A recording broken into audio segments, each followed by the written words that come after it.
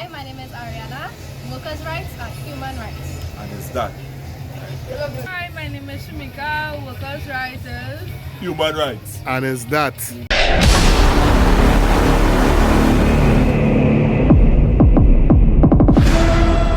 Right. My name is Venison Jeffrey and this is the Workers' Rights Platform. We are broadcasting live from the Workers' Rights Studio. I appreciate that. Third question. Final question. And this is a really off-topic question, but related. Is there a particular mandate for Beyond the Tape? Now, for many of you that didn't listen to the whole entire thing concerning our comments, concerning what would have taken place with Earla Christopher, here is a quick breakdown. Now, as a presenter, there is something that I call a trick question. You lead somebody down a garden path. You tell them certain things, and then you spring a question on them. And that is exactly what would have taken place with Paul Richards. And this is a really off-topic question, but related. Is there a particular mandate for Beyond the Tape? Is there a particular mandate for the Beyond the Tape show? Often I hear utterances in that show that are in stark contradiction to what the police leadership is saying. And it is very surprising to me. So the police leadership says one thing about gangs. The show is saying, we're giving the gangs a bly. Is that happening? You're telling us he is averse to what the leadership is saying? That is a shocking revelation. So no one is monitoring the show from leadership perspective? Yes, are you satisfied with what is coming out of the show? You're not satisfied. And it continues. It is, okay, thank you. Had discussions. No more, no further questions. Now, the only reason why I'm defending it, me and Earla is not a friend, but I'm defending it because I see it as an advantage as somebody that is not so skilled with linguistics. You don't take advantage of somebody like that. Now, first to begin, you start with the sneak premises. Well, a trick question. One more question. This is all I appreciate that. Third question. Final question. And this is a really off-topic question, but related. Is there a particular mandate for Beyond the Tape? You see? Well, and then he makes some presuppositions within a certain cycle. And a presupposition is simply this. When you assume something about a person, you place a particular expectations on them. Now, you will ask a man out of the how much men you ever kill. The presupposition there is that you are telling the person that they are a killer and they kill people, but you know how much. And when you ask a man, hey, you see you have to stop sleeping around with all these women. How much women you sleep around with? You don't see pastors using these type of things. Plenty of them that come to fool the congregation. Now, throughout the statement, he would have made some presupposition. Now, he would have made, as he would have said explicitly, the stark contrast is between what is being said on the show and what the police actually say. Often I hear utterances in that show that are in stark contradiction to what the police leadership is saying. And he would have made a statement stating, all right, on the show, Alexander would have said, we give the gangs a bly. Before he tried to find out as what Alexander mean by giving the gangs a bly, or is giving the gangs a bly is part of the procedure, or is it that, or is it this man is going and do his own thing? Now he made a presupposition, giving the gang a bly. So what he's telling the public by making that statement is by saying, all right, it is out of sync with what the police say in their manifesto. Very often I hear utterances in that show that are in stark contradiction to what the police leadership is saying.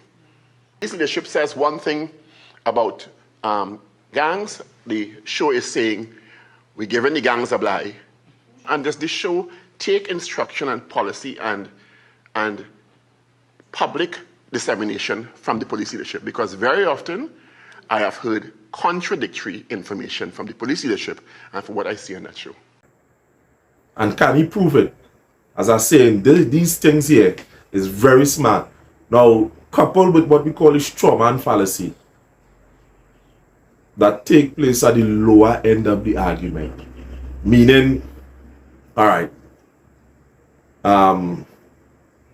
you at times when Earla Christopher would have said as at times the presenter does be a little averse.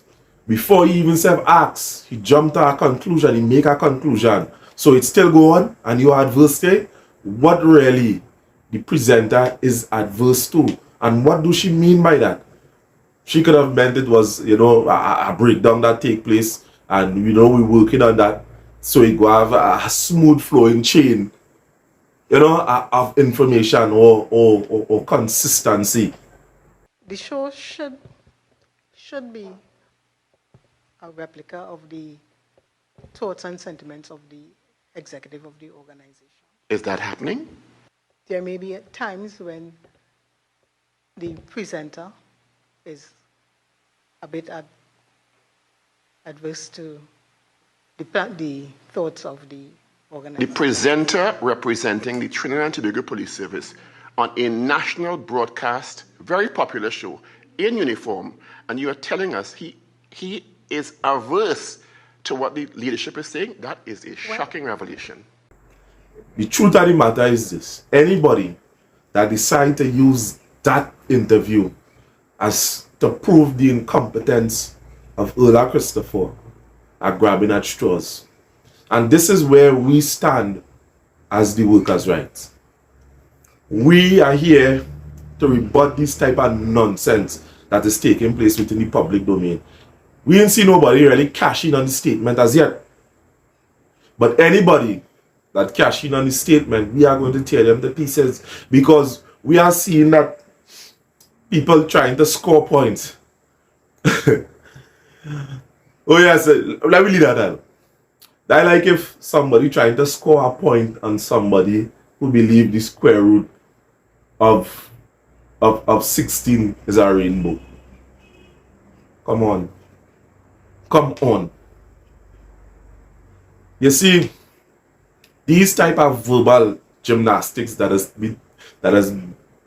been taking place within the public domain, and some of these big talkers that had a degree that feel that we are not aware of what they are saying, trust what I say, that is far from it. We are watching and we are looking on, and we will bring certain things to the forefront. You see that bit of nonsense that or you're trying to score points on, or you tread lightly. My name is Renison Jeffrey, and this is the Workers' Rights Platform. And any of you that have any comment as to say or try to understand, we are going to come on the back end and we will explain these presuppositions in depth, and we're going to explain what is the straw man fallacy also in depth. So we urge you at this point in time, subscribe to the channel, call the numbers. You want to donate something to the program, to our broadcast, reach out and let me converse. Thanks for watching, and remember to subscribe. Complex question fallacy. A question that has a presupposition built in, which implies something but protects the one that is asking the question from the accusation or false claim. It is a form of misleading disclosure, and it is a fallacy when the audience does not detect the assumed information implicit in the question and accept it as a fact. Example: complex question. The fallacy of complex question presupposes the truth of its own conclusion by including it implicitly in the statement of the issue to be considered. Examples: how many times a day do you beat your wife?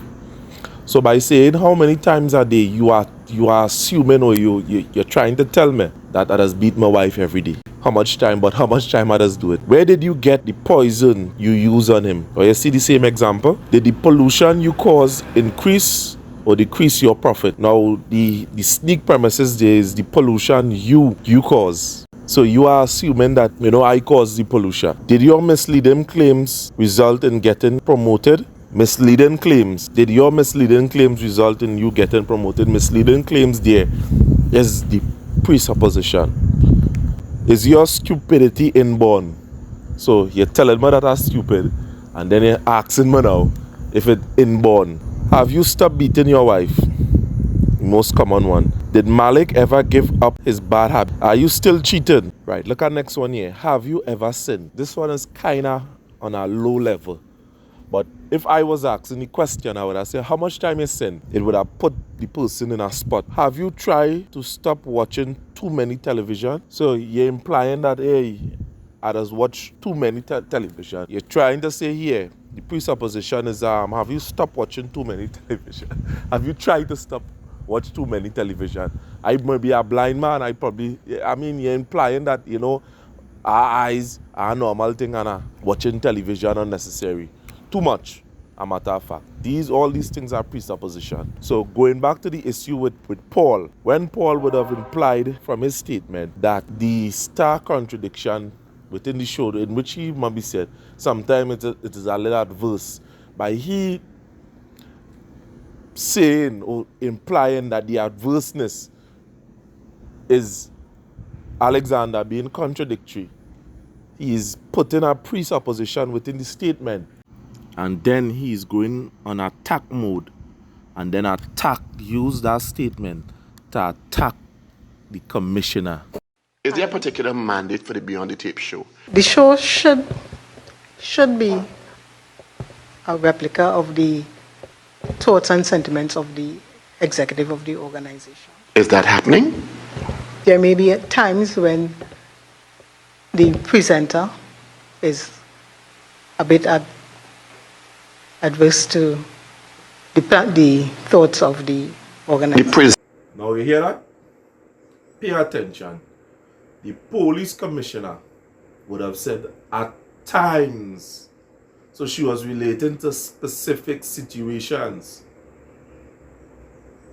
She didn't say he's adverse to everything that is taking place. And we don't know what adverse means. So this guy here, now take the statement and expound on it till, he used parts of the previous statement as to make a completely new, different statement altogether. There may be times when the presenter is a bit adverse to. You're telling us he is averse to what the leadership is saying? So when he turned around and he said, well, this is a national broadcast and he's adverse to the police commissioner, that is the sneak premises. That is a presupposition. And we go on to it, look at it. You're telling us he is averse to what the leadership is saying? There may be times when the presenter is a bit adverse to. Right. And that is exactly what we are showcasing here, is the dishonesty in the statement. Now, what we are going to do here in the future is continually bring cases like these to the forefront. Now, if you hear the response, now seeing that you would have understand everything that we would have said and what is presupposition, now you make your own judgment. Is this person fair and is that statement truthful? My name is Benson Jeffrey. This is the Workers' Rights Platform. Like, share, and subscribe. Good afternoon, folks. My name is Sheldon Khan, and this afternoon I'd like to introduce you all to our Nissan Caravan MV350 2017 model.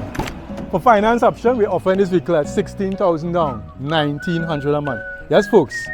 If you want to do that grocery work, that kind of thing, or you want to carry the family on a weekend, all that kind of thing is very optional. It's a Nissan vehicle, so you're getting parts readily available. You know Nissan, sure, and I love Nissan, right?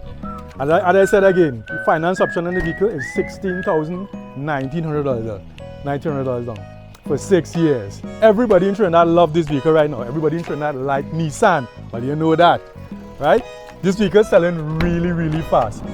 And if you want further information as how to get one, the details, please call us at 785-3882, and I will be happy and very willing to assist you. And from me and Canon Nigel Autos, let me wish you all the very best for the new year. Again, my number is 785-3882. That's 785-3882.